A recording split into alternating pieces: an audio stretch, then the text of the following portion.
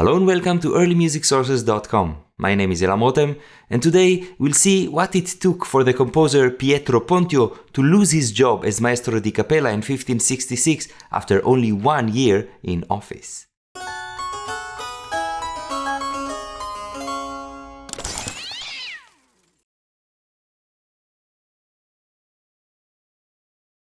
Sometimes, the sources through which we can learn about historical practices may be surprising. In this episode, we will look at the chronicles of a hearing against the composer Pietro Pontio, who, according to many witnesses, did a very poor job in fulfilling his music teaching responsibilities. Through the accounts, we get a glimpse into the way students were taught singing and counterpoint, even if from a negative example. We also learn about other things that maestri di cappella should absolutely not do. Let's start. Pietro Pontio was born in 1532 and is known today, if at all, mainly thanks to his theoretical works published towards the end of the century. In 1565, he got his first job as maestro di cappella at the church of Santa Maria Maggiore in Bergamo. It seems that he got the job thanks to a recommendation by no less than Cipriano de Rore, who died later the same year. In the following year, a sort of a trial against Pontio was opened, where 12 witnesses testified how incompetent he was in his duties and how morally depraved he was.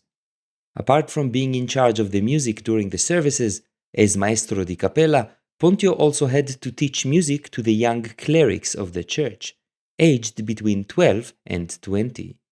This meant he had to teach them how to read music and sing, but also teach them counterpoint. He met with them every day after their grammar studies.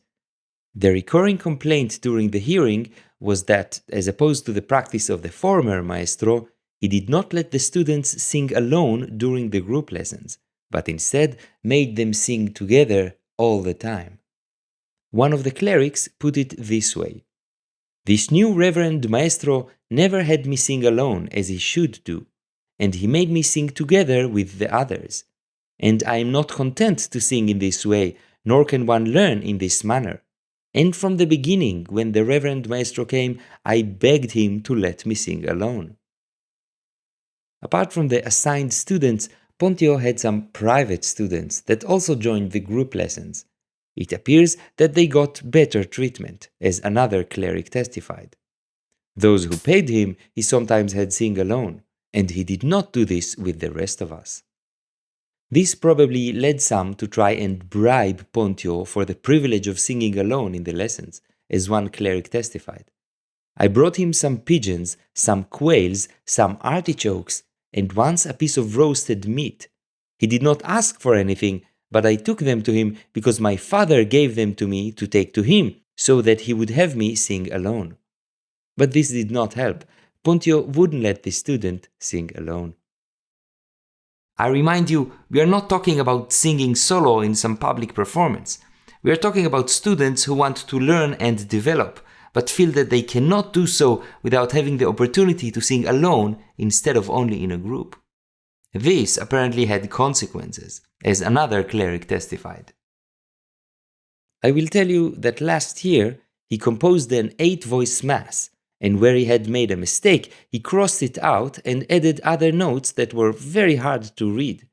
He should have first made us sing our parts separately and then together. But instead, we sang those illegible corrections together, and since we made mistakes in those places, he would hit me and Michelangelo many times on the head." So, as far as the students saw it, not being given the opportunity to sing alone meant that they wouldn't be sure of their parts. In addition, in this testimony, we also witnessed the interesting case of a composer correcting his own composition on the spot with a pen, a thing that to some extent was part of the composition process. After you write all the parts, you let singers perform it, and according to the results, make further revisions. We get a slightly more insightful testimony from the organist of that church. He first complained generally that Pontio didn't employ accepted methods. "I tell you truly, he does not hold the true rules and norms, above all, the rules of the tones. In talking with him, this maestro does not wish to adhere to the rules of Giuseppe Zarlino, the maestro di capella of San Marco so greatly admired. Notice, by the year of this trial, 1566, Zarlino had only published one book. This says a lot about the fame Zarlino held at that time. Anyway, back to the organist testifying against Pontio. Everyone whom I have seen teach singing and counterpoint, both in this city and in Venice, first makes the students sing one by one, and then together, until they have learned the music. Here we get a more experienced testimony of how things should be done. This is interesting when compared to practices of children's choirs nowadays, where I believe it would be quite rare to let every kid sing their parts on their own. It seems that back then, the aim was to develop singers who would eventually be able to sing their parts by themselves if needed. Thus, it's clear that they should be heard alone, even if it's a group lesson. The organist then refers to the study of counterpoint. And the same thing is done when teaching counterpoint. One looks it over, corrects the cartella first with care, and then has it sung. And this is the true way of teaching. And it's necessary to be patient, but this maestro, as I understand from many of his students, rarely looks over the cartelle, caselle, and consonances of the counterpoint exercises, but only makes them sing. Thus, mistakes arise, because the ear can deceive. Before we try to understand the process described here, you should know what a cartella is. A cartella is the common Italian name for an erasable tablet, an object that composers and educators used for composing and teaching music. There seem to have been different kinds of tablets, or little boards from different materials, so that one could write and erase musical sketches before copying them to unerasable formats such as ink on paper. Other names of such objects are tabula compositoria, Löschtabelle, and slate. Now we can get back to the testimony. The organist describes a process that seems to include some kind of a counterpoint exercise. After the student has completed it and written it on the cartella, the teacher should examine and correct it, and then it should be sung. Pontio is accused of not examining the cartella and specifically the caselle, the individual bars and consonances that the student wrote in. From this description, it might be the case that Pontio didn't let the students write on the cartella at all, but instead just let them improvise altogether. Like this, it is indeed not possible to learn anything.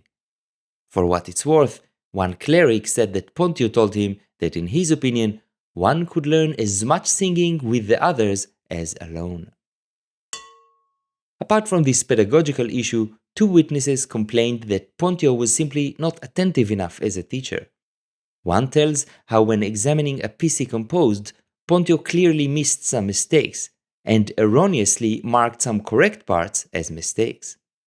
Another witness testified that a piece that Pontio had examined and said was correct had mistakes in it. On top of these issues, Pontio was also blamed for further misconduct. Some testified that they would sometimes wait 2 hours for him while he was playing cards with his roommate.